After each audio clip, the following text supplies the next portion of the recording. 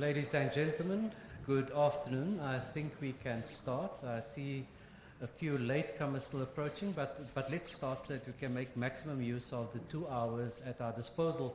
Before we start off, my apologies. When I walked into this venue, I realized that there's no air conditioning. We had asked for the facilities department to send someone to sort out the air conditioning. At the moment, I think it's still slightly bearable, but as the afternoon progresses, I think it's going to become way too hot in this venue. I do hope that they'll sort it out very soon. Now, for the formal part of the program, ladies and gentlemen, let me read. Members of the University Executive, I see one member of the Executive here, Professor Stephanie Burton, Vice Principal, responsible for research and postgraduate studies.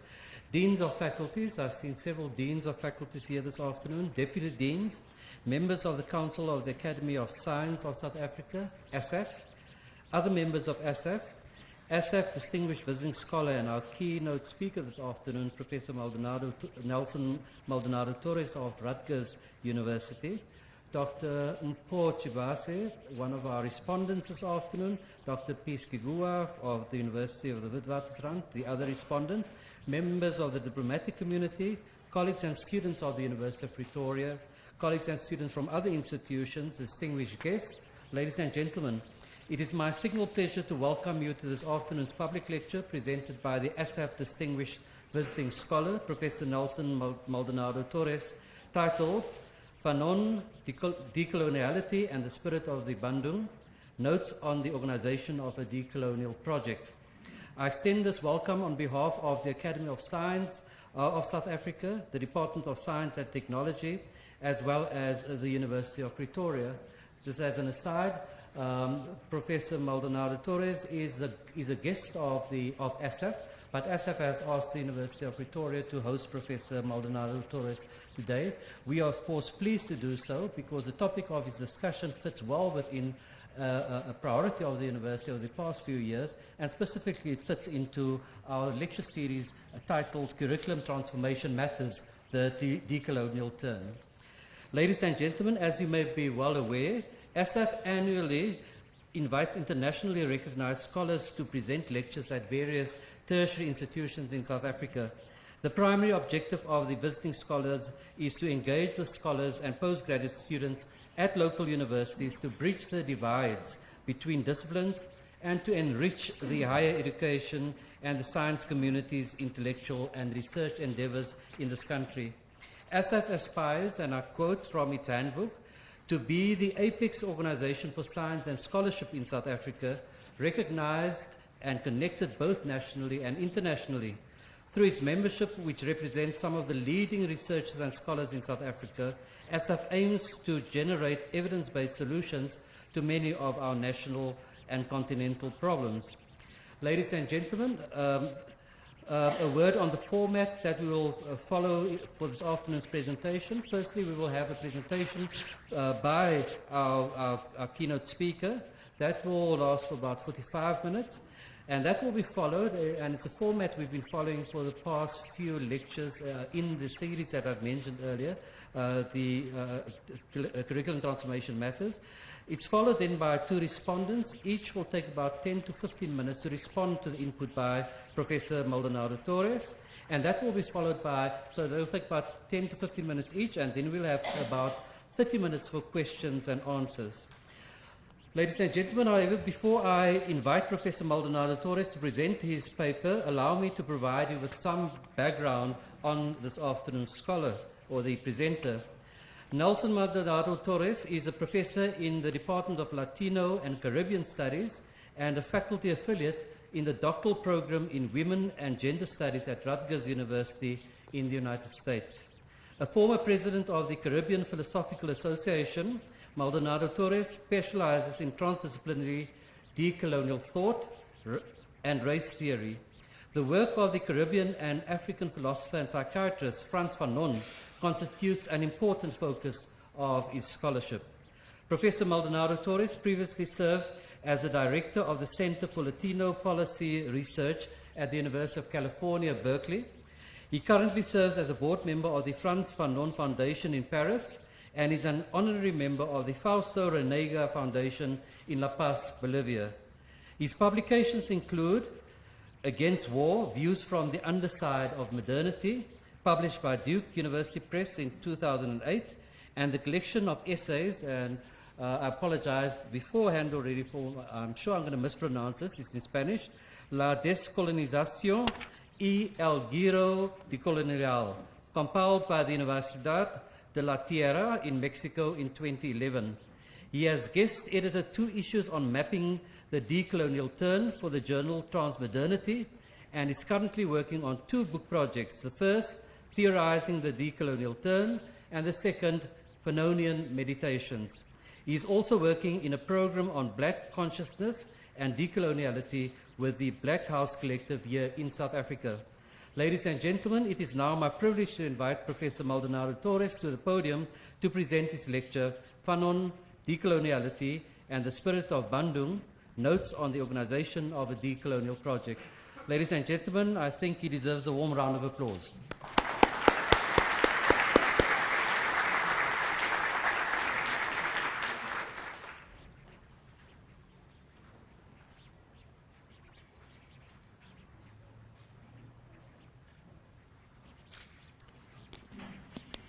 I want to extend my thanks to Vice Principal Duncan and also to the person who has been in charge of me today, Sabrina Ricardo, for hosting me and also for your generosity taking time with me here on campus.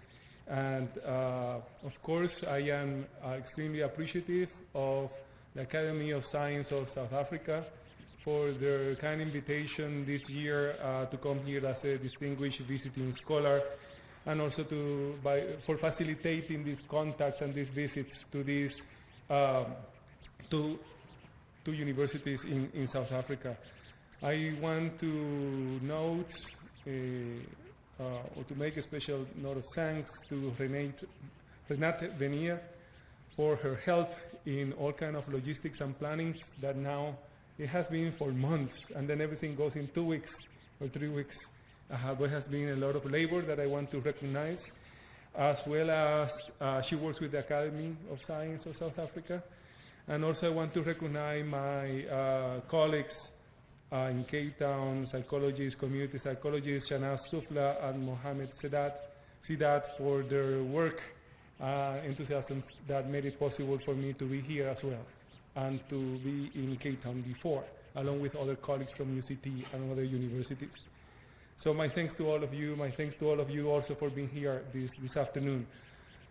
I'm going to share some ideas about decoloniality, Fanon, and the spirit of Bandung in relation to an event that I organized, but more important than the event itself is that spirit of Bandung and the project of decoloniality. And what I'm going to present is going to be also, hopefully, an introduction to that spirit, or at least of how it is possible to take that spirit, the spirit of Bandung, today, right?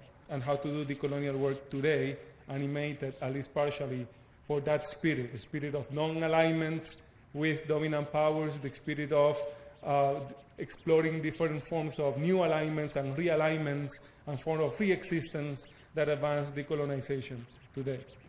And so for this, I divided the presentation in 4 acts: Caribbean coloniality and decoloniality, South African coloniality and decoloniality, on leaving white epistemology out of the door, and Fanon, decoloniality and the spirit of Bandung, more referring to the event itself at the end.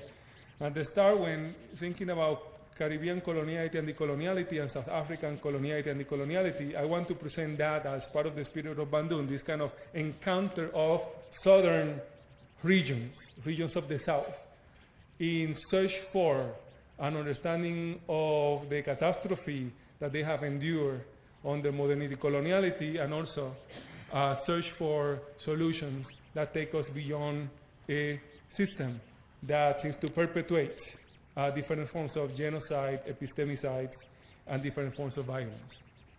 And that's part of how I understand the spirit of Bandung, doing that connected with that idea that in the South there has been sustainable knowledges that we can continue building on, alongside with knowledge that we find in other places.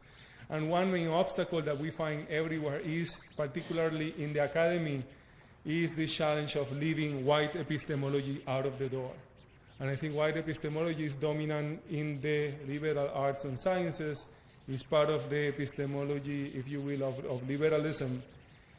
And so it is necessary to be aware of it and to attempt to leave it out, because if not, it can easily colonize the questions that emerge and the viewpoints that are brought to the table when discussing matters as complex and rich and important as coloniality and decoloniality.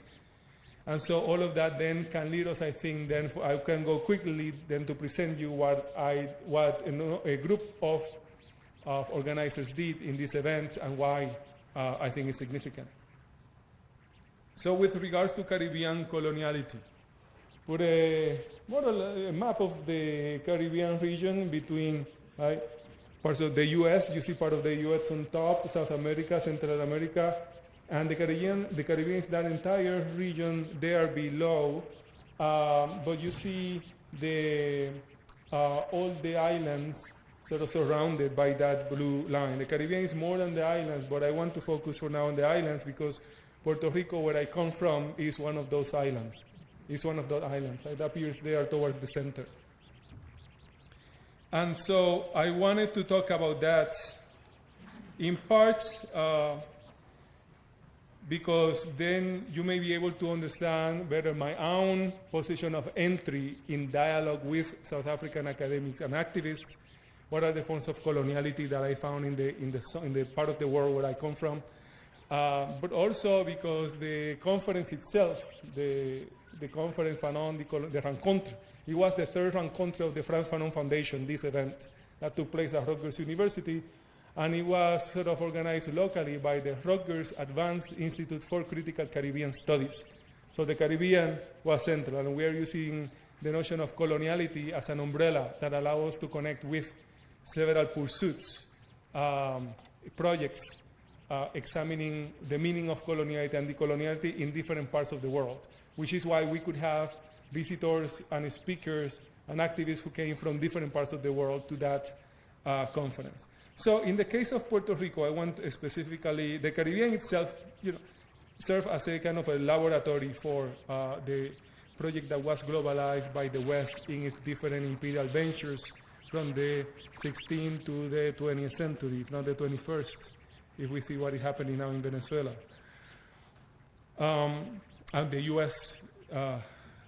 Effort to try to take over control of the region by bringing down the government of Venezuela. So in the case of Puerto Rico might be today the oldest colony in the world. It has never been independent. It first was a colony of the Spanish from about 1493 to 1898, and from 1898 to the present, it has been a colony of the United States. So I hope that you have no difficulty in understanding why a Puerto Rican or why a number of Puerto Ricans are extremely interested in figuring out the meaning and implications of colonization, not only for us, but for the experience or misadventure of the modern world.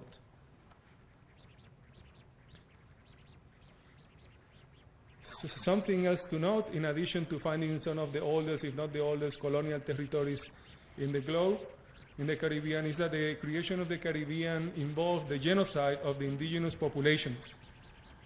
Estimates go from 8 million to 50,000 indigenous people, but by the end of the 15th century in the Caribbean region, but by 1542 there were only about 200 left.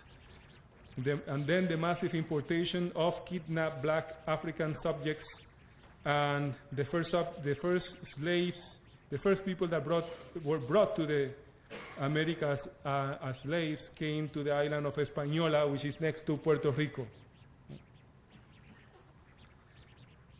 And so like that explains why a number of islands in the Caribbean are majority black populations.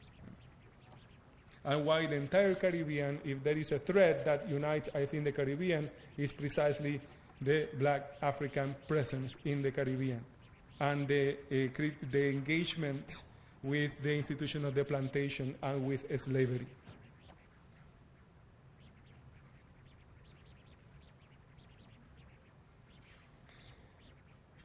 And the final thing that I want to know is that at least in the case of Puerto Rico is neither, I was saying this morning, neither part of the Caribbean, part of Latin America is often read, if you speak Spanish, then you are labeled as Latin American. But Puerto Rico, because it's a U.S. colony, is never seen as Latin American enough. And because we speak Spanish, it's never seen as U.S. and we are a colony, it's never seen as part of the U.S. enough. Right? So Puerto Rico lives like in a kind of a limbo of in-betweenness in this tragic history of coloniality and decoloniality. So when people, sometimes people try to map us Puerto Ricans as being one place or the other, but the truth is that as colonized subjects, we're living in an in-betweenness where and transition process that we don't know where it's going to end, but we are engaging it critically. And to give you a better sense of that U.S., the kind of coloniality that we face in Puerto Rico, this is a satirical cartoon published in 1899, the year after Puerto Rico and Guam and other territories became sort of part of the U.S. after they had been part of Spain. And so a description of this cartoon reads, the caricature shows Uncle Sam lecturing 4 children labeled Philippines, Hawaii, Puerto Rico, and Cuba. And they are the ones that are on the first row.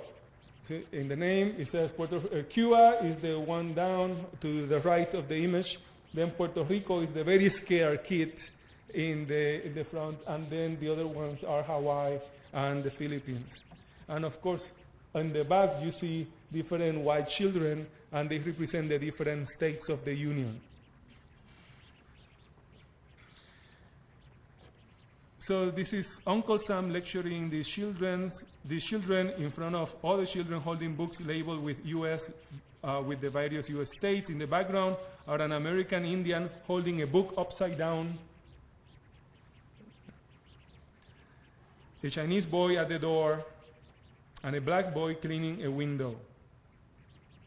Other racial colonial subjects of the, as Grofogel will put it, of the state. Above the door reads, the Confederate States refused their consent to be governed, but the Union was preserved without their consent.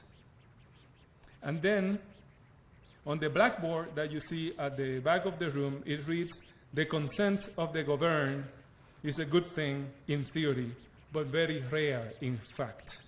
England has governed her colonies whether they consented or not. By not waiting for their consent, she has greatly advanced the world's civilization. The U.S. must govern its new territories with or without their consent until they can govern themselves.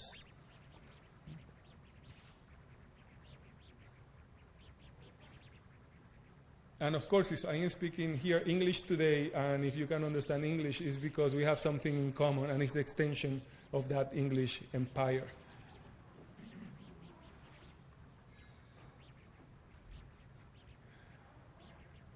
Here I want to show you a number of photographs from a Puerto Rican, New Yorker photographer. His name is Adal Maldonado. He's not related to me that I know. He has been doing photography for decades now, and this is one of his latest series entitled Puerto Ricans on the Water. Puerto Ricans on the Water. And he tries to depict the situation of being, without breath, living on the water. In this case, the water could have been taken as the water being asphyxiated by the debt, massive debt in the island. A fabricated debt that is basically unpayable. And that is a debt that it was predicted already when Bill Clinton changed the laws that allow the colony to be able to attract a number of jobs and companies. And when that was changed in the 90s, there were predictions in the newspaper that if these changes are implemented, Puerto Rico is going to be massive debt in a matter of 10 to 20 years. And just like a clock, it happened. But of course, when you hear Trump talking about it, it's everything about mismanagement and the people who cannot govern themselves. So you still need Uncle Sam and Uncle Sam, what he has created is a board, a new colonial board to take care of the finances, right? As if the problem was not already created by the colonial relationship. The recipe is to double down, exponentially increase the kind of colonial control. So this is what asphyxiates then the Puerto Rican. You live under this colonial control, economical control, and also you are with the policies of austerity being implemented, and then you cannot do anything about it. You cannot even vote for the president of the US, even though it was the President Obama who instituted that board. Right? So we're talking about coloniality, but also we're talking here about colonialism, both together. And so I wanted to show you part of this series for you to get an idea how a Puerto Rican photographer conceives or represents this kind of existence. This is more or less some of the markings, the plantains, and the machete. It's kind of representing traditional Puerto Rican, who is, in this case, on the water. Your future as a student on the water, rich people on the water, not dead, crime, arts.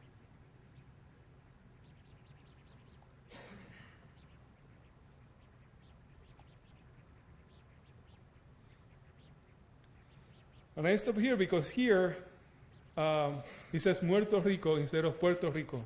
And muerto means dead. So this situation of being under the water, of course, if you don't have air to breathe, air is fundamental for living life and living life at the fullest, and that is made impossible by this colonial relationship.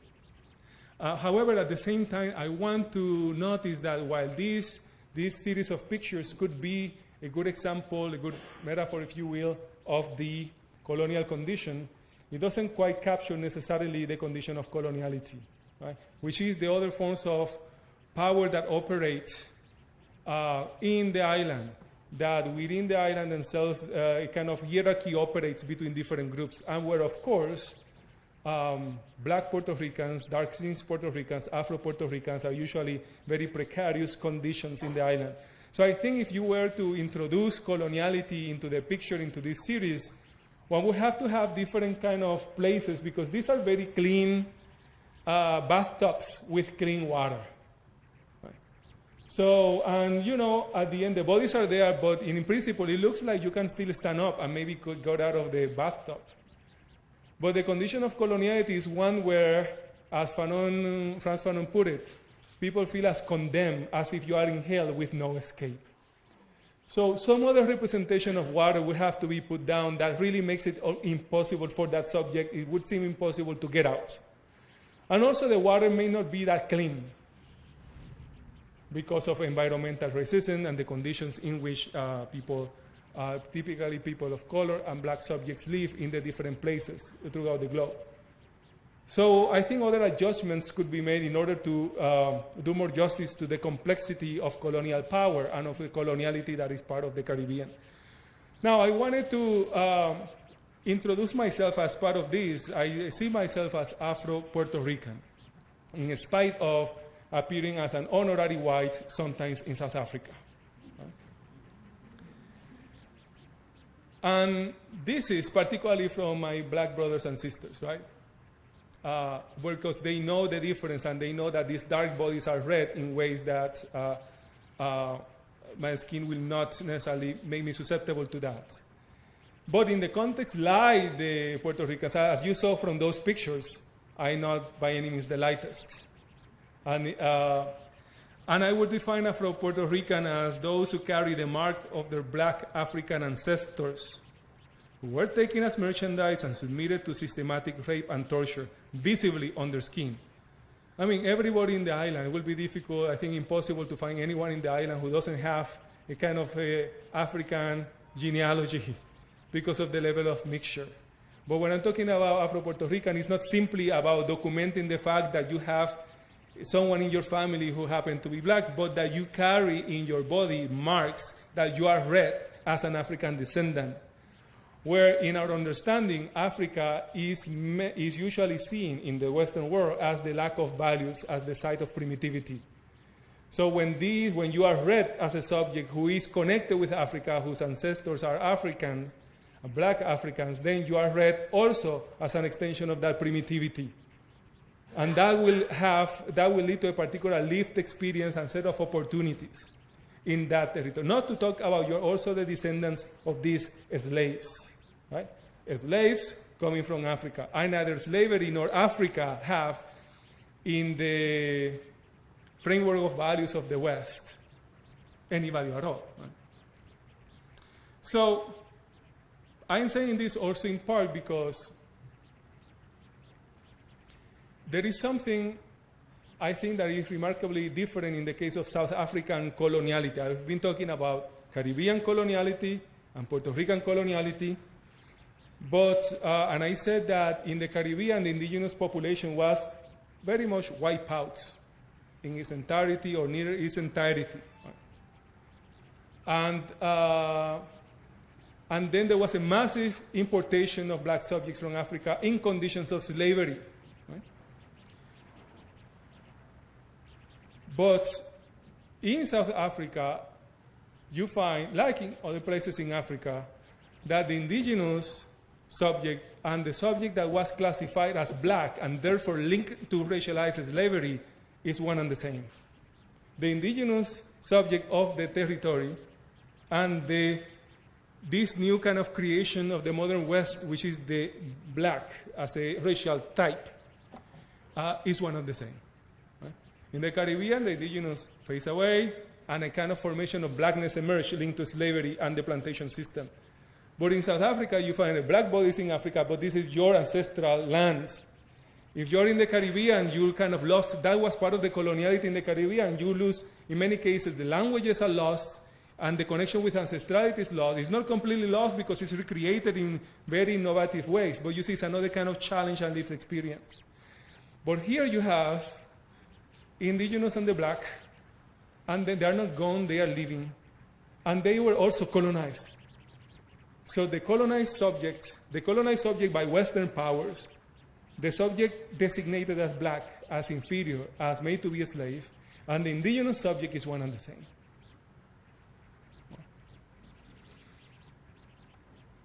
That, I think, is extremely important. And in the case of South Africa, the fact that then they are the majority, but they still live in a context of deep segregation, where the descendants of the white settlers have most of the access to the land and the resources. So the coloniality is then very, very extremely real in that sense, right? You're a colonial subject, but then you are the majority. In the US, indigenous people, there are indigenous peoples, but they are not the majority of the place. Right? There are African Americans, black people, but they are not the majority in the place. There are projections that by the middle of the 20th century, people of color will be the majority, and for the first time since the Constitution of the US, whites will be a demographic minority. And you are seeing that what that is leading that today, right? All the efforts to try to either delay that process or at least, if not, discipline the subjects, even subjects of color, so that even if they become majority, the epistemology in place, the terms of power in play will still be white, even with black bodies or bodies of color. And I think that if there is a reason why decoloniality, the discourse around decolonization and decoloniality has become so powerful, so important here in South Africa, is because it speaks to this connection. Decoloniality is a way of talking about the emancipation, the liberation, the re-existence coming from this set of concepts, plus others. Right? So it's not only about one, or separate, it's about the totality of them. And coloniality is a way of theorizing these experiences and forms of power in relation to each other and connected. Now, something very important, I talked about the ancestors before. I talked about the ancestors before, like when I'm in Puerto Rico or in the US, your body is read, is connected to ancestors, and you are read to that past, and you are read in certain ways. And the ancestors in a place like in Africa, the ancestors were in that very land, right? So ancestrality is linked to belonging to a space, to a home, to a land. And coloniality is when you have been violently ejected of that land. Yet the bodies of your ancestors may be right there, may be buried right there. Right? Like we may be right now in this institution, right now in this hall, over the remains of ancestors. And so in the US, when we organize events that recognize the gravity, the catastrophic character of coloniality, and the fact that we live in an occupied land, was occupied once and then became nation state, and the occupation became more formal. We start with recognizing the ancestors of the land. We start with doing that. Now, in the U.S., it's interesting. In the U.S., if you do it in the U.S., in many places, in many places, they were, of course, occupied before. Indigenous people lived there before. But remember that part of the coloniality in the U.S., they were pushed to reservations. They were located in particular places. So, and there are many of them in cities and so on, but it may be that you are in a place where there is no indigenous person present, maybe, or very few. And so, in a way, you are honoring their ancestors and honoring their presence and their continued existence. But they are not necessarily there with you, right? The bodies of these descendants. But in South Africa, if you seek to recognize the ancestors, very likely you are going to have the descendants of those ancestors in the room with you. And not only that, they are not a few, they are the majority. Right? So that raises the question, how is it that the order of occupation still exists? If the genocide was not completed and the pushing to the reservations were not completed, the U.S. was brutal, right, in doing this and minoritized communities and kept them in minorities. So I wanted to start this talk like we started the conference, the Fanon Rencontre Rockers, recognizing the ancestors, but I find myself difficult to conceive how is that done in a context where the descendants are still there, and when they are majority, where calling for the ancestors is not simply a symbolic act, it's a profoundly political act, as it is also in the US, but here acquires another dimension. And so if I have the descendants of the ancestors, I will tell you how we do it, how we did it in the conference, right? How we did it there. So I say, we are gathered on the unceded land of the Lenape peoples. This is the indigenous group in the area of New Jersey where we had the event. I ask you to join me in acknowledging this community, their elders, both past and present, as well as future generations. The Rutgers Advanced Institute for Critical Caribbean Studies also acknowledges that Rutgers University and its subsidiaries were founded upon exclusions and erasures of many indigenous peoples, including those on whose land this institution is located, the Lenape peoples. This acknowledgement demonstrates a commitment to continuing the process and doing our best to multiply the efforts of working to dismantle the ongoing legacies of settler colonialism.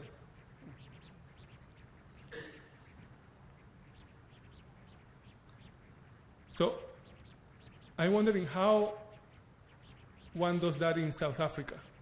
How does one recognize the ancestors and the descendants of the ancestors? And how one implicates the history of the university connected to the exclusion of that population. What if the descendants of the ancestors take it really seriously? But also, I'm coming from, I am being enriched by these visits to South Africa and learning more about South Africa, so still do not confident enough what would that represent.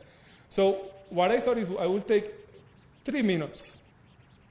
I need your help. Those of you in the room who you see yourself as descendants of the ancestors who were here before the Europeans arrived.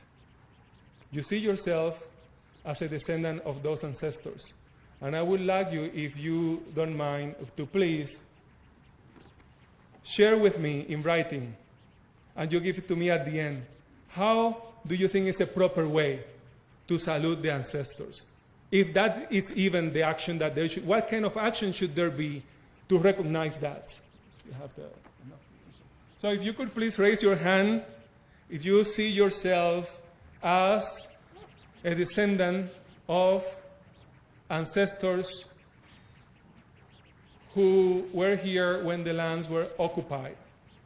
And if you can please give me your sense of how it is that such salutation will go.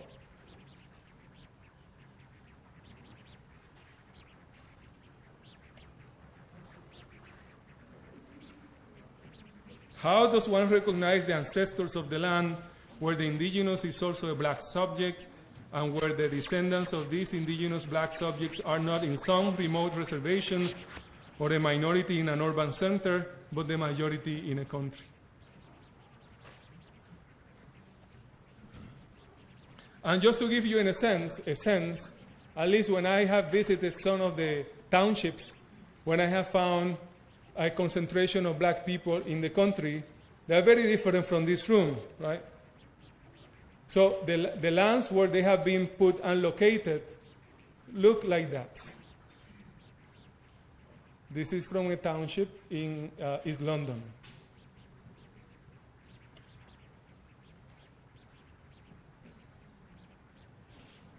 So imagine that is the place,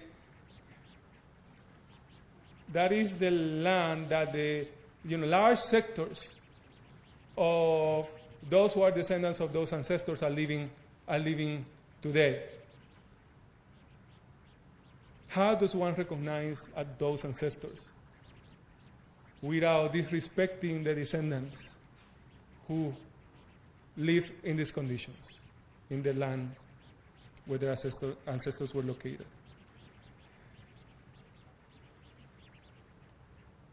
You don't have to go too far. In Soweto, you go to Soweto, and there are parts that are not too different from this.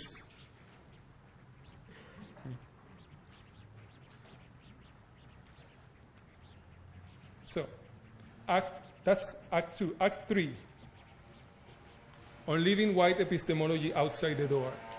One of the reasons for leaving white epistemology outside the door is that white epistemology often doesn't allow even this conversation or these terms on the table.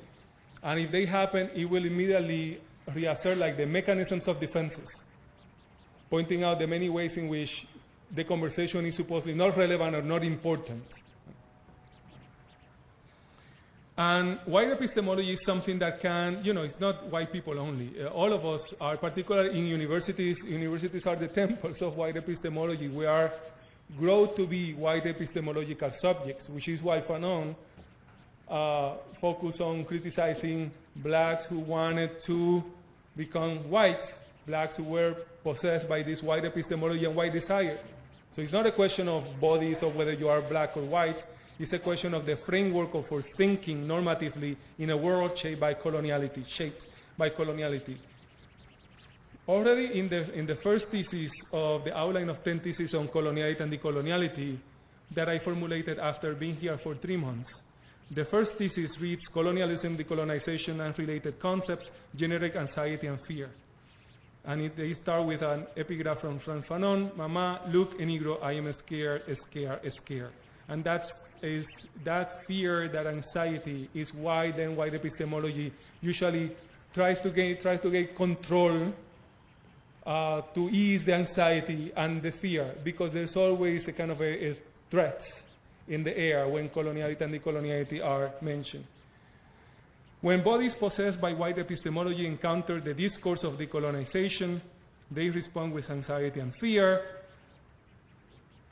Black bodies, as Fanon pointed out, had to go through a very intense process of self-critique, of radical critique, that ends up in Black Skin White Mask in a prayer. That's how unable the black subject is to really get rid of this white epistemology. At the end of that book, it ends with a prayer.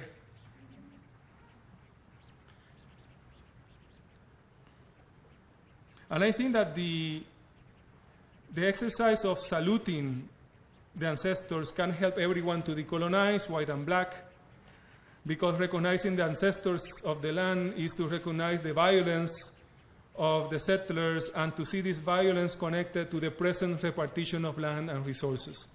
At the same time, one cannot salute the oldest ancestors without being committed to reparations for what was done to them.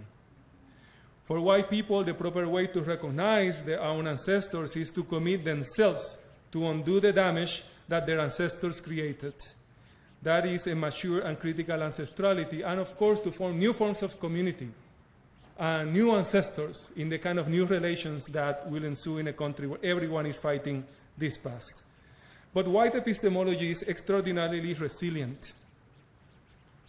If for Fanon, black subjects have to rely on a prayer to aspire to shed the anti-black historical racial schema, imagine how much work, how many Hail Marys, if you will, people whose bodies are white have to do to shed white epistemology and anti-blackness. Imagine if these same people with white bodies find themselves in a deeply segregated society where whites have generally massive advantages over black people, and imagine how much more difficult if such bodies find themselves in an environment such as a not too long ago historically white institution in such deeply segregated country. Universities are, as I said, temples of whites, an anti-black epistemology disguised as universal, under the guise of liberalism, as I have mentioned before. The challenge of speaking about decolonization in universities is that one has always one has to face performances of whiteness, or performances of white epistemology that emerge in anxiety over the irrelevance of whites, or worse, fears about the implications of decolonization. Fears because they cannot imagine these white subjects with white epistemology cannot imagine a world where they do not get to keep epistemic centrality, as well as the absolute right to a middle class and upper middle class and a high class life. These performances are anti-prayers, if you will. The problem with the anti-prayers is that they are structured so that the body engaged in this anti-prayer does not even realize that it is participating in this act. I am referring to moments, for example, when you raise questions of colonization and decolonization, and then there is a voice in the room that says, oh, but that belongs to the past, that happened already. Why are you still stuck there? Or, oh, yes, my ancestors were also colonized, and you don't see me crying about it. Or right, the many ways of responding to the question to either relativize or change the conversation to something else. It is almost a scientific law that happens whenever you talk about these topics. But usually the people who are the vehicles of this performance, they rarely, maybe that will be a discussion. How intentional or I think it's a mixture. But whatever it is, I think that they are doing the public a favor by enlightening the public. Right? So usually goes somebody raising their hand. It could be black. Most, in my experience, most typically is of the few whites in the room, that moment will come, male and female. And usually the black people in the room will be, it will be like listening to nails scratching a board. So you see the gestures, you see the voice, you see the tension in their bodies communicating the discomfort. And yet it happens, right? It happens and continues to happen every time. By the way, I think that this is part of the reason why sometimes when students in universities say, no, we want to have this conversation with our white people, it doesn't have anything to do about a reverse racism. It has to do about what they have learned about this experience over and over and over and over again coming the moment where you realize that it is a travesty of a discussion to have to do this every time, right? So sometimes there is a mistranslation as read as a kind of reverse racism, when I don't think it has much to do with that. But in order to assess this, these are some frame diagrams of coloniality and decoloniality that are part of the 10 theses that explain thesis 1 and the other thesis. I am going to move from this, but just for you, wanted to show them for you to realize that it is a very complex matter to analyze these patterns of power. I wanted to mention that at UCT I gave a presentation last week, and I said that maybe we need a performance. A performance can help us to help all of us leave white epistemology out of the door, because it's so difficult. And so members of the Bonfire Freestyle Theater group came and helped me, and we did a collaborative presentation. And basically what we did is we asked the audience, people, black people and black conscious colored people in the audience, to share with us words of how they felt when they listened to these disruptions, these anti-prayers. And you heard a number of themes. There was unbelievable, entitlement, indifference, audacity, and someone even invented a word, he called it caucasity. And then the performance would perform that feeling or that situation. And the idea is that that is not only discursive, it's that you are seeing it, it's embodied, it's being represented in front of you. So hopefully this will allow for a swifter conversation. And believe it or not, that's why I say it's almost scientific prediction that it will happen. Even with this performance, someone towards the end, it was a white male, raises his hand. And he asked something to the effect, he made a comment to the effect that, why are we talking so much about blacks and white? Here we have all been victims. And shouldn't it be more like a yin and yang analysis? He used the analogy of the yin and yang, so we cover one suffering now, then the other suffering, and there is, horizontality of sufferings, and that's what we investigate. It was so much on point as an example of an anti-prayer that some people thought he was a performer. And my colleague, Floreta Buncier, was next to me facilitating the discussion, and she was completely baffled. Were you here before? And I'm thinking, it doesn't matter for the predictable, right, for analysis of the exercise. It's like it will happen. So just for you to have an idea. Then I thought that, maybe you need other. Maybe this doesn't work. It needs in Fanon's Black Skin, White Mask, there is a moment of crying, weeping before the prayer. So I thought, okay, so maybe is what the performance needs to tackle on that affective dimension. And then I remember one of the Decoloniality summer schools in UNISA, when there was a session and there was a white female that started to cry, to weep. And you will think that that's the moment of transitioning into. But then the reason she gave is that she was afraid that black people, this is the height of feast must fall, that all this rhetoric about whiteness and blackness will make her family to leave because they were afraid that they are going to be killed by black people. Right? And that they were afraid that in this situation of feast must fall, in all of this upheaval, and you have the EFF, that they will leave South Africa to run for their lives. Right? And that's what she was crying. Nothing to do about the ancestors, about the occupation, about the resettlement, about looking at the townships. Nothing to do about that, but about the actions that hurt something. So later on, I figured that, and this is the thesis that I sustain so far, that I think in places that are as divided as South Africa, and I think the same thing can be said about the white population in the US, that maybe, yes, a mark, if you are a white subject, a mark that you have left white epistemology out of the door, and that you are prepared to engage in a project of decoloniality, decolonization with black brothers and sisters, is that you are afraid for your life. So you should be afraid for your life. That's true. That part I think is true. But it should be because you are so much against the interests of whiteness that other white people want to kill you. That you're a threat to those interests. When you get to that point, then that's where I think the prayer can help. Because then the prayer is how then really I become part of a movement to vanquish all of this. How I stop my whiteness from getting on the way. Right? And just for you to know that there is a lot of work to do, let me show you. This was at UCT. These are posters at UCT right now. What we are seeing is not only the commodification of RMF and Fist Must Fall and the coloniality discourse in some cases. Right? There is a struggle now to what extent it's going to commodify or lead to some kind of substantial transformation. But then there is, in addition to that threat of commodification, there is a counter-revolution, and this is the voice. Notice, in liberal terms.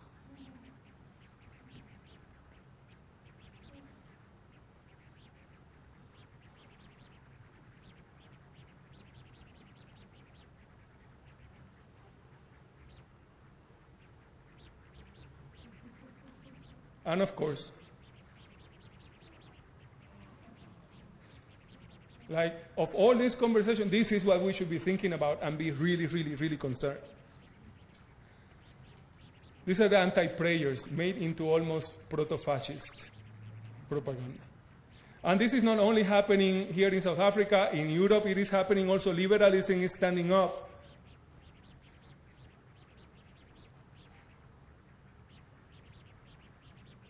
For universalist feminism, that is not a feminism of women of color, that call out the problems with white feminism.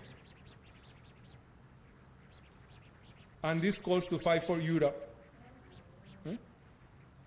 And the breakers are the populists of the right wing, but also people doing decolonization work. They are calling the minorities that are now organizing, that are challenging the main discourses of European nation states. Now, I'm going to go quickly because my time is off, but the slides will help us. This go to read conclusion of Pressure of the Earth to see what how Fanon will respond to this.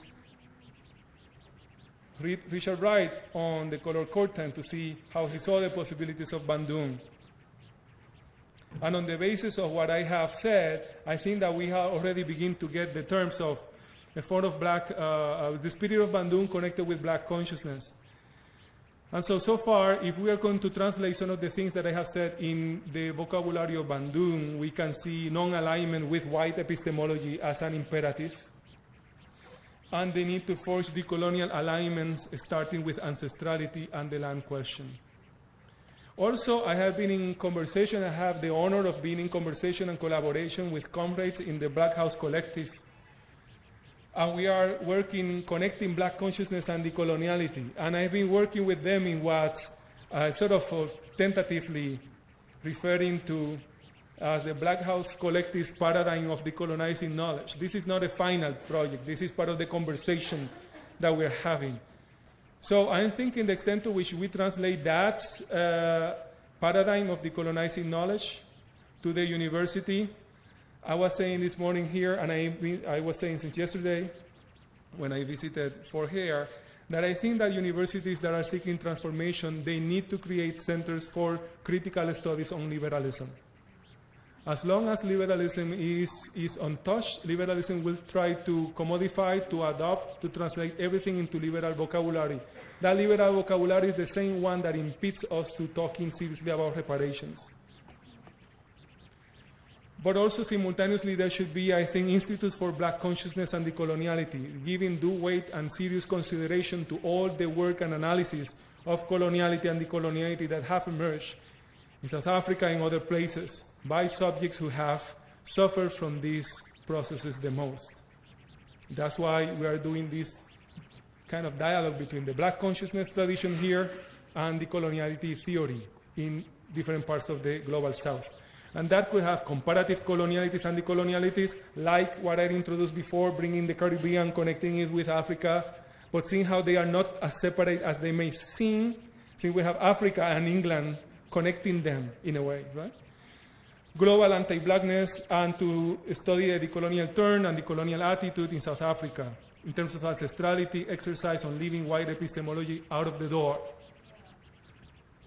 And then doing transdisciplinary projects that involve constructive linkages with communities out of the university, and not think that the university that has such a strong liberal backbone by itself will be able to accomplish this project of leaving white epistemology out of the door.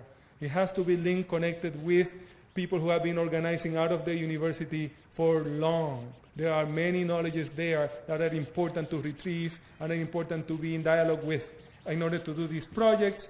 And finally, we have been doing a number of decoloniality summer schools, and they provide these spaces, concentrated spaces, during summer that allow us to do intense advanced reflections on these matters.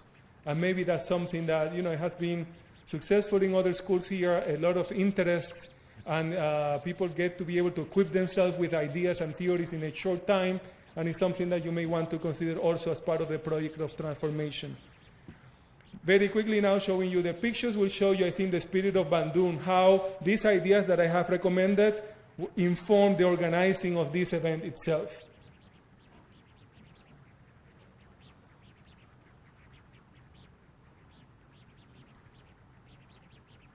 This is a previous event, Bandung of the North, by communities, organizers of color in France, in Spain, in the Netherlands, and they are calling for a decolonial international, even working in Europe, with peoples of color in Europe.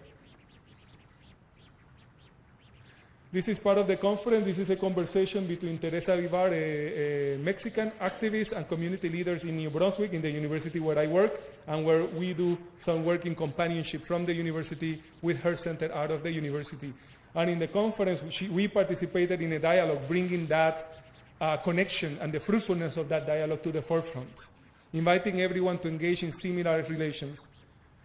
Not only she came to the university, we went to the community, and we participated in the acts and performances and rituals of the community. All of the scholars who came internationally, all of the students, we went there.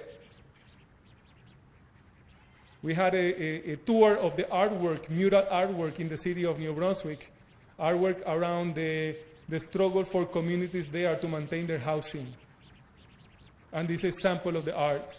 So you see, we were at the university, bringing community leaders, going to the community center, then going to the community, learning about the history of the community, all of it. And this not only as one occasion, but as part of a project with a number of activities that preceded the organization and collaboration with the community center, and a number of activities that are now continuing after it. So it's never a punctual matter.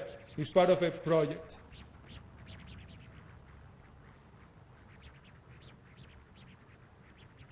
Here are some activists and organizers from New York. There are people from Paris here. There's people from South Africa. Sandy Hadebe from the Black House Collective is in the middle.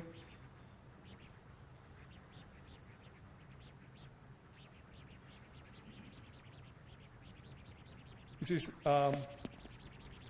visual activism by Decolonize This Place in New York City.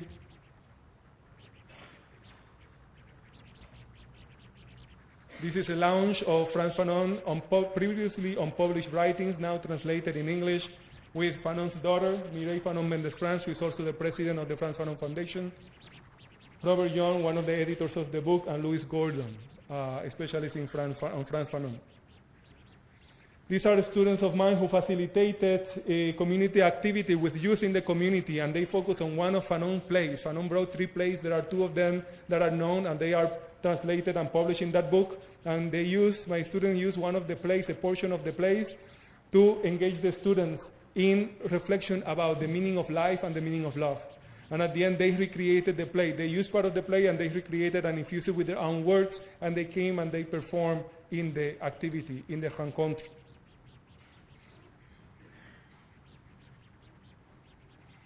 This is Sandy Hadebe from the Black House Collective.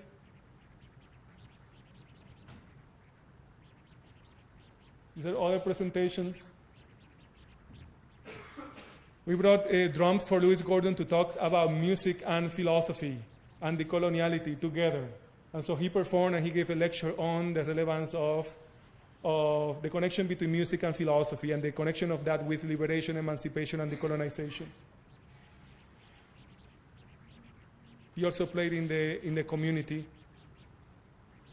And that's how we ended. Not all of us are there, but a number of us.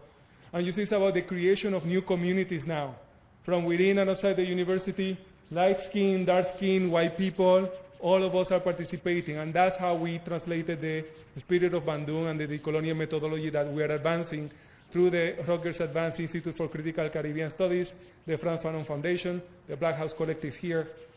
And finally, I just wanted to finish with a reminder of something that happened recently, this demand for decolonizing the university and decolonizing curriculums is happening here, but it's happening in other places as well, such as in England. And we have been struggling with it since the formation, at least the formation of the first Black Student Union in the US and the Third World Liberation Front, a coalition of students that engaged in what until recently was the longest student strike in the US back in 1968 and 1969. So in the US, people of color, we have been at it for a while, and it's a real honor to join some of you in South Africa to continue with that struggle, taking the theme of decolonization, of thinking, of thought, and being seriously. Thank you.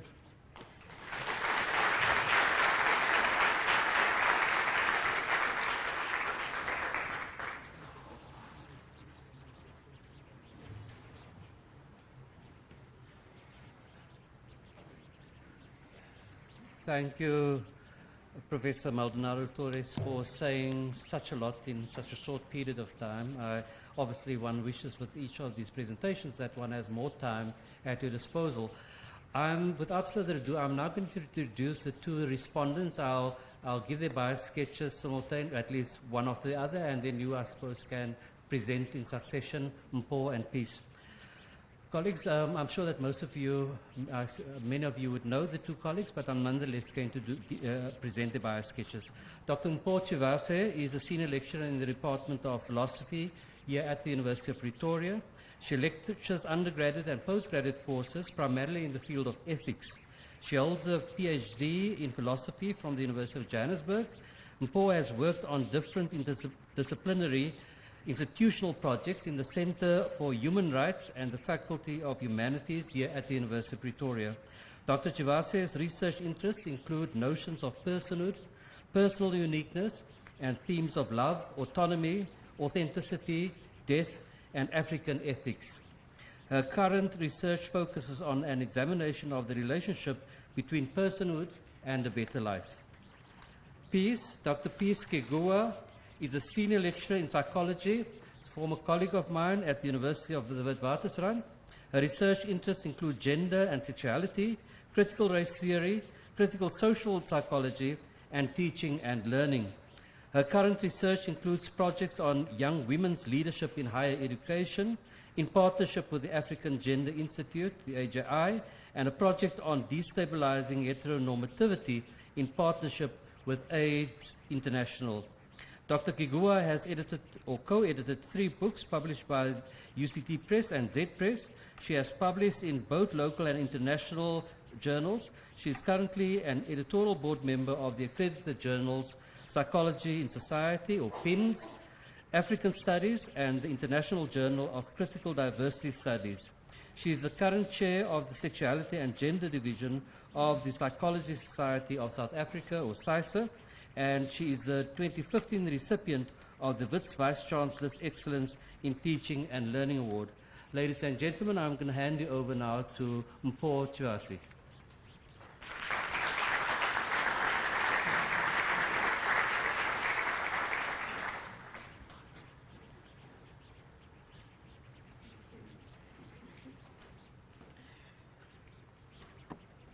Thank you, Prof. Duncan, and thank you, Professor Maldonado, for that very interesting, fascinating, enlightening, and just exciting talk. Good evening, ladies and gentlemen, and thank you for coming tonight. I hope you enjoyed the talk as much as I did. There is a lot that you've given us. Your talk touches on so many things. The 4 acts that you've given us touch on so much that is very relevant to what we look to when we talk about decoloniality and coloniality and post-coloniality and so forth. Predictably, I'm going to stick to Act 2, which is the South African coloniality and decoloniality aspect of Professor Maldonado's talk.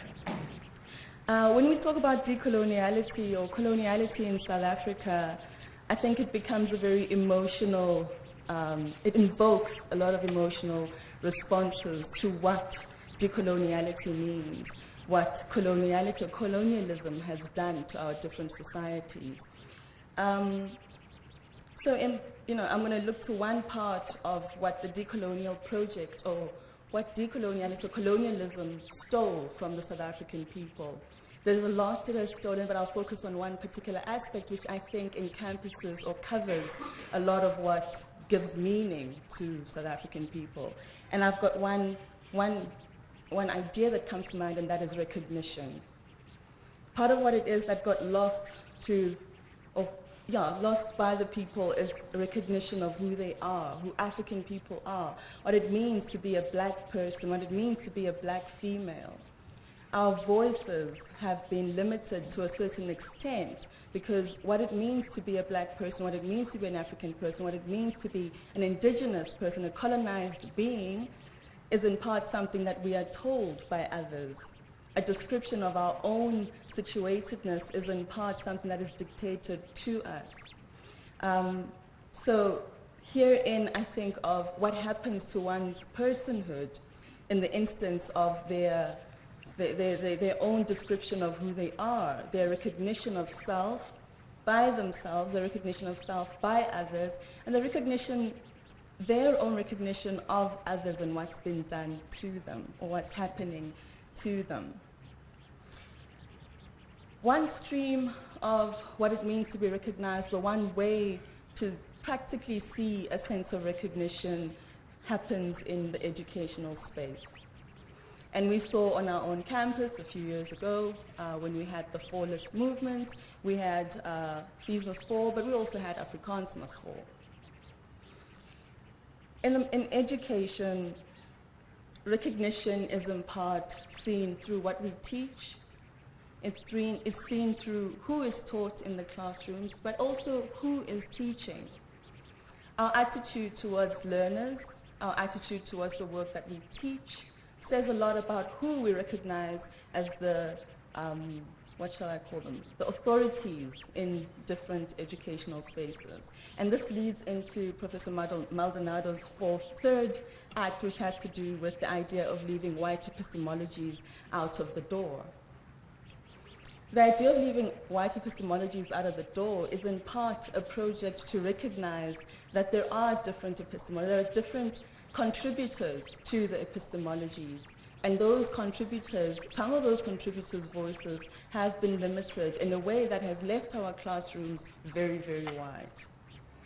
Afrikaans Must Fall, Fees Must Fall was in part a call to bring in different voices into the classrooms, into the campuses and so forth. I think we've gone some way into bringing in the different voices into our classrooms.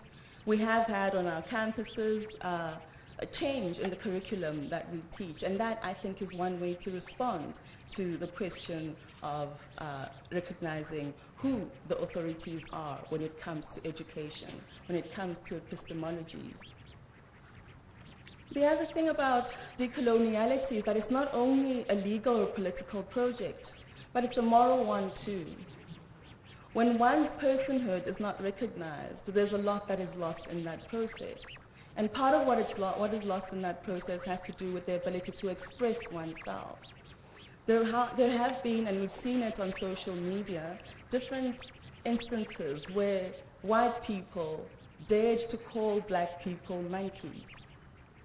That is a hugely problematic thing. The moment someone sees you as a monkey, that means your value as a human being, as a person, is tantamount or it is akin to that of an animal.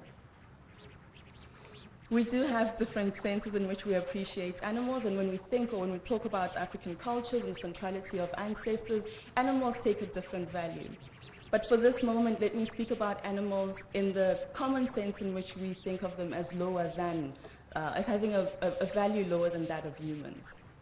In that instance, something is stolen, something very crucial, very important, very, very precious is stolen from black people, and that is their personhood, their sense of being, their value. And I think when one is dehumanized in that way, even the thought of a decolonial dialogue is lost. because you cannot have a conversation about changing the locus of power with a monkey.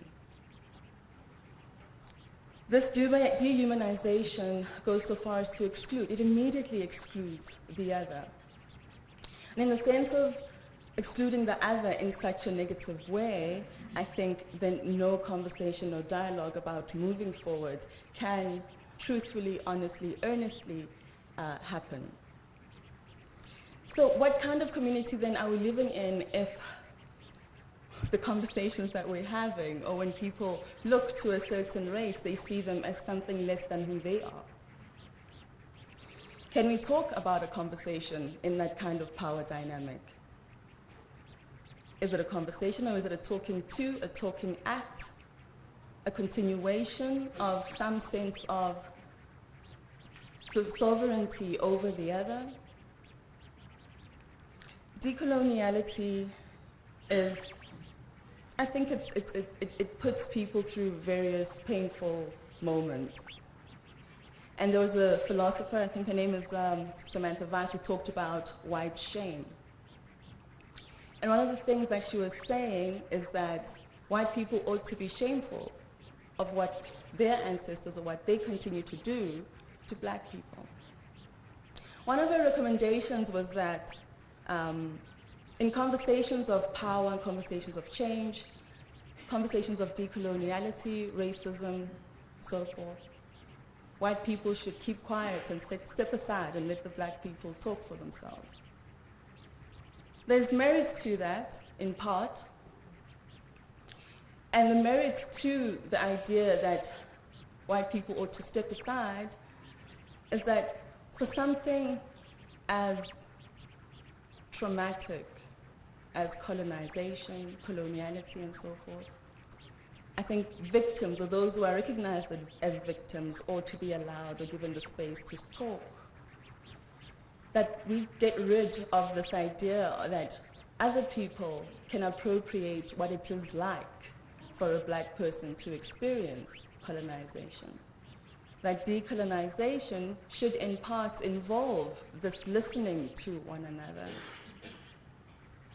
Because our sense of fixing what has gone wrong, our sense of moving forward, understanding, because I think there's a sense in which the understanding should go both ways.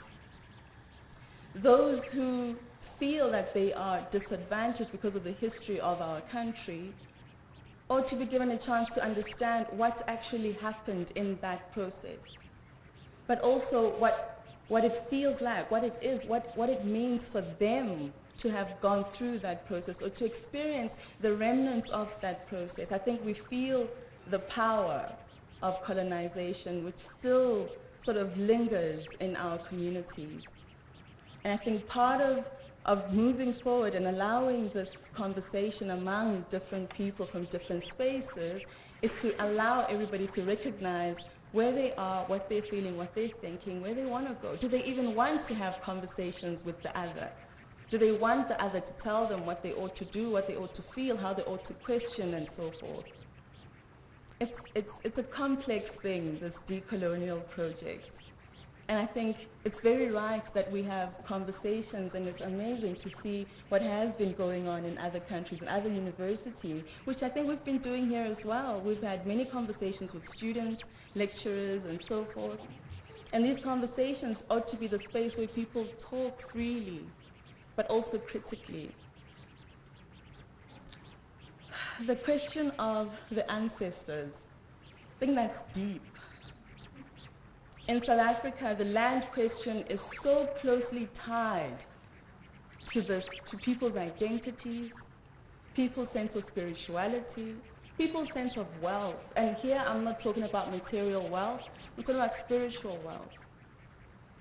There's a sense in which I feel that this particular topic is we're sort of robbed in that we only have a couple of hours to talk about it. I think this requires like a week-long or even a month-long or a very long time. That's the point I'm trying to make. Ancestors, when we talk about the land question in South Africa, the land is home. And home is where the ancestors are. the ripping away of people from their homes is equally a ripping away of people's relationships to their ancestors. And I don't think I need to say much more about the value or the importance of ancestors in everyday South African lives. Ancestors offer something that, while they maintain a metaphysical existence, their value surpasses that metaphysical existence. And I think when we talk about land questions and so forth, we ought to think about this relationship of humans living, us, and the ancestors who have passed. But that on its own is a question or a topic that decoloniality, or the decolonial project, ought to look into as well and encourage more conversations and questions about how to understand the land question in relation to ancestors, how to understand humanity in relation to ancestors. It's interesting that one of the posters sort of states that black people can be racist too. Now, this is a very difficult question. And I've had students ask me, ma'am, we talk about coloniality and decoloniality and racism, and it's always white people who are deemed to be racist, but can black people be racist too? My question is always, as academics do, very diplomatic. And there's a sense in which I think black people cannot be racist. And that's in a sense when we talk about systematic racism, where systematic racism is a matter of power which is located in money, wealth. And that's something that black South African people don't really have. And so when we talk about economic power, we in a sense talk about the locus of the home of racism. But those are the questions or some of the things that decoloniality or the decolonial project has to look to, is perspectives. To say black people cannot be racist is one perspective, because there is a general description that can render black people probable racist, which is, the relation or relating to others based on their skin color. But then I think we need to think about racism and how it relates or differs from racial discrimination, because I think those things are not necessarily identical. The decolonial project in South Africa particularly South Africa in itself provides a context that is rich in history, but that history is not necessarily a positive history. And the decolonial project ought to be the space that allows us to talk about how to respond to that history in a way that does not, or in a way that limits the possible reenactment of that history. So, in closing, I want to say part of what will make conversations about decolonization fruitful is a sense of accountability. And here I'm not laying blame, I'm not pointing fingers, but conversations ought to allow us, and a conversation about decolonization ought to move us from one point to another. And that point need not be a point where one has won the debate, but it could be a third point, a third and new point that perhaps gives hope, gives clarification, enables friendships, genuine friendships, not ones that are guided by power, but interactions that allow us to regain dignity, to restore dignity, restore a truth and senses in which people can truly trust one another. Ladies and gentlemen, thank you for listening to me. And thank you, Professor Maldonado-Torres, for the interesting and very insightful talk. Thank you.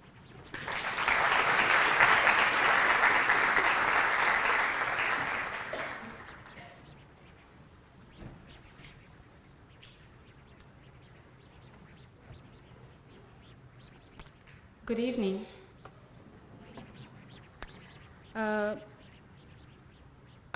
I would like to start my reflection on Professor Torres's lecture by speaking from what I call a place of hope. And in speaking from this place, I want to reflect for a moment on the 1955 Bandung conference and what that conference was all about. It was a conference that was geared towards organizing for social justice, and I think what tonight's lecture, reflections and observations in particular have been about is revisiting that hope in 1955. So I'll start with this quote by Paulo Freire. The idea that hope alone will transform the world, an action undertaken in that kind of naivety, is an excellent route to hopelessness, pessimism, and fatalism. I'll repeat that again. The idea that hope alone will transform the world, an action undertaken in that kind of naivety, is an excellent route to hopelessness, pessimism, and fatalism. But the attempt to do without hope in the struggle to improve the world, as if that struggle could be reduced to calculated acts alone or purely scientific approach, is also a frivolous illusion.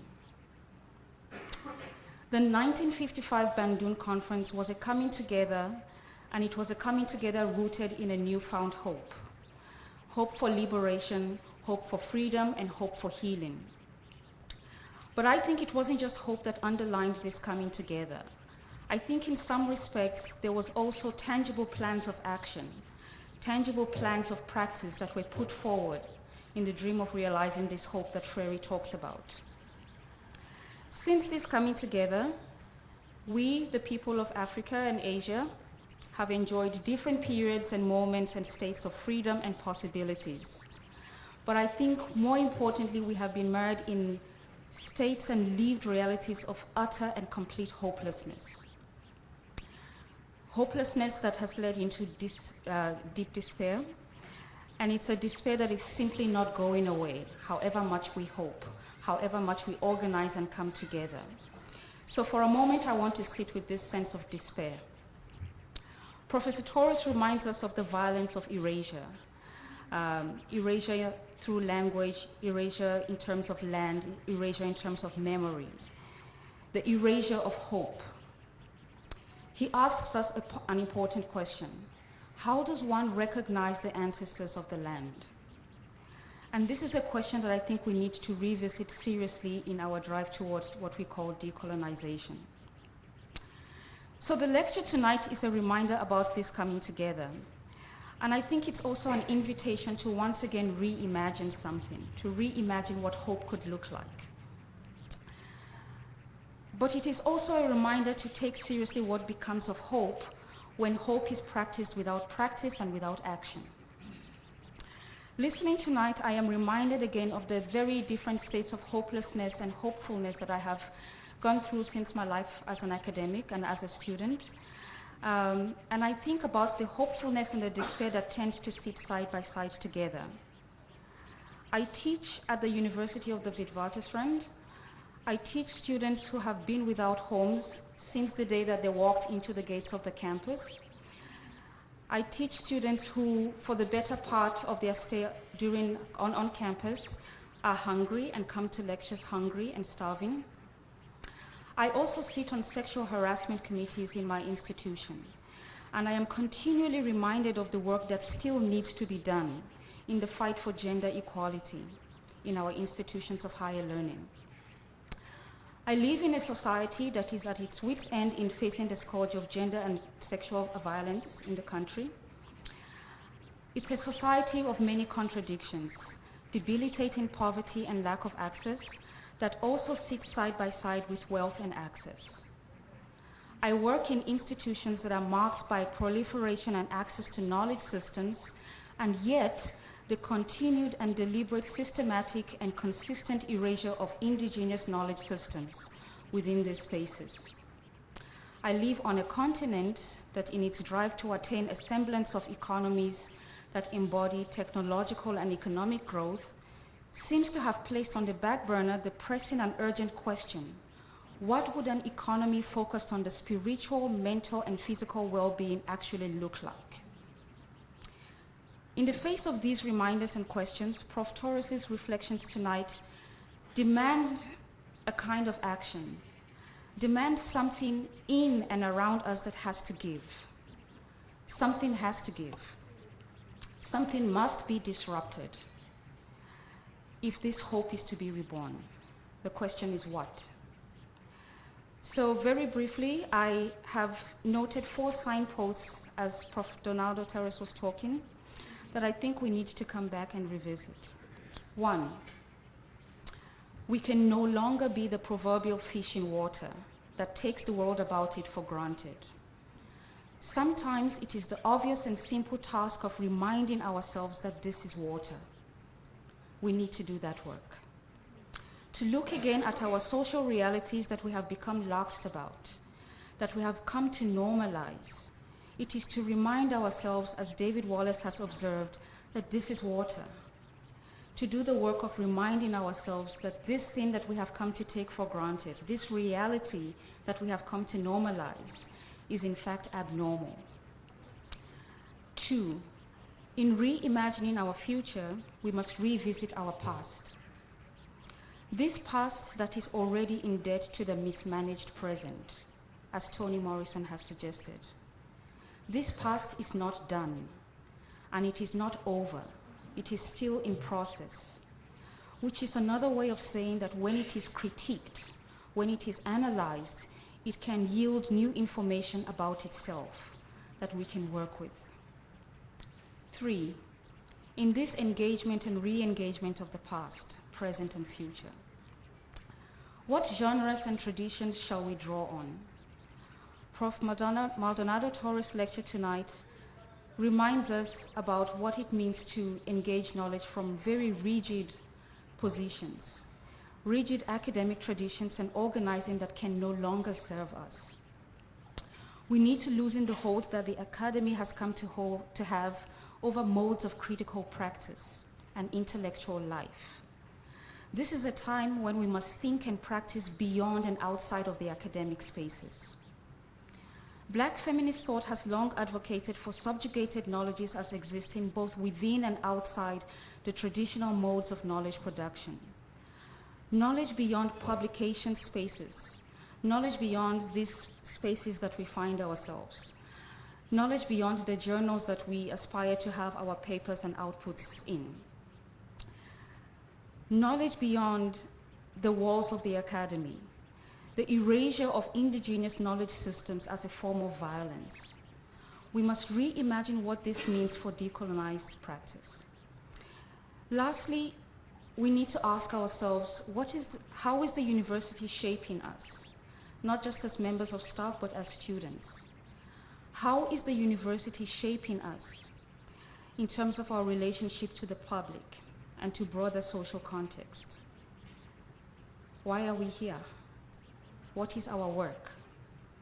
How do we translate our intellectual work and practice into action outside of these walls and these gates so that we can attain some kind of renewed hope? So I want to end as I began with Freire and the idea of hope. One of the tasks of the progressive educator is to unveil opportunities for hope, no matter what the obstacles may be. After all, without hope, there is little we can do. It will be hard to struggle on, and when we fight as hopeless or despairing persons, our struggle will be suicidal. I will say that again. When we fight as hopeless or despairing persons, our struggle will be suicidal. To Prof. Torres, thank you for a very thoughtful lecture, and to you, thank you for your attention. Thank you.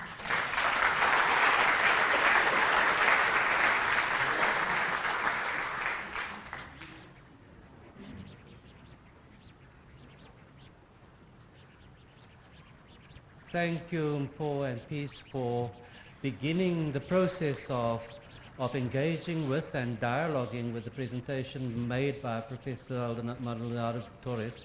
Ladies and gentlemen, that then leaves the floor open to you. We've got about 20 minutes in which you can pose whatever questions come to mind, but largely focusing on the presentation by Professor Maldonado-Torres, and then also the responses to that presentation. Please indicate, and I'm going to take 3 questions at a time.